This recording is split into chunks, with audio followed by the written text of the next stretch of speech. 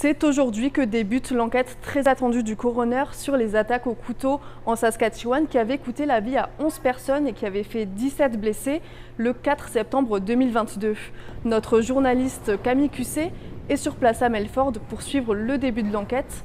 Elle nous explique à quoi s'attendre.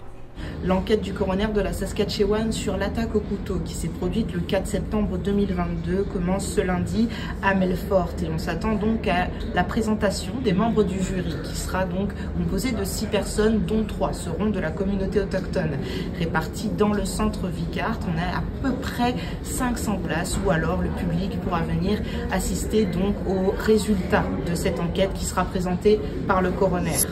Alors pour suivre cette première journée d'enquête, nos équipes vous tiendront informés des détails sur nos plateformes. Est-ce que la grève de demain n'est que le début d'une longue série de moyens de pression? C'est en tout cas ce qu'a laissé suggérer la présidente de la Fédération des enseignants de la Saskatchewan, Samantha Bécotte. Elle répondait aux questions des parents d'élèves hier soir.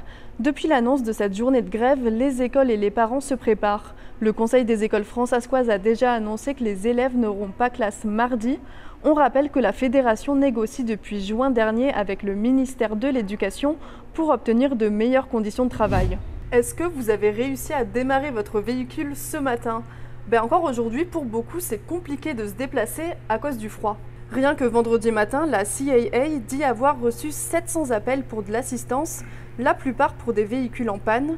Ce matin aussi, le transport scolaire de plusieurs écoles était annulé à cause du froid. Et dans les airs, les avions givrés aussi ont du mal à décoller.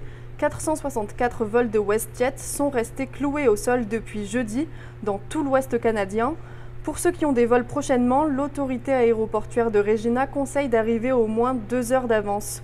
Le thermomètre n'est pas prêt de remonter aujourd'hui. On attend encore des températures en dessous de moins 30 degrés Celsius dans la province. Et avec les vents, on s'attend à un refroidissement éolien de moins 40 à moins 50 selon les régions. Alors soyez prudents, couvrez-vous et bon courage. Alors pour suivre toutes nos nouvelles du jour, rendez-vous sur l'application Info. À demain.